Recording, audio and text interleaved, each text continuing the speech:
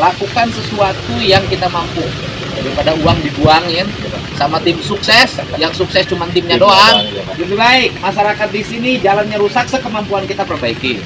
Di sini irigasinya rusak, sekemampuan kita perbaiki, ya kan? Berdasarkan kemampuan kita, ya kan? Perbaiki.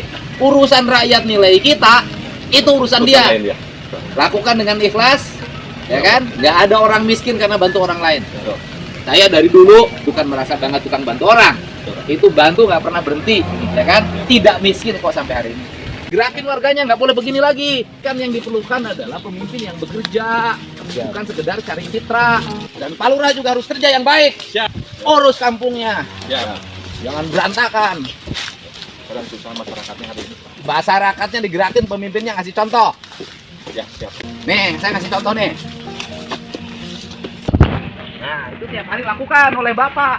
Ya, Pak. Nih, saya ini kayak gini tiap hari, Pak. Iya, Pak. Nih. Jadi itu dong kalau pemimpin. Oh.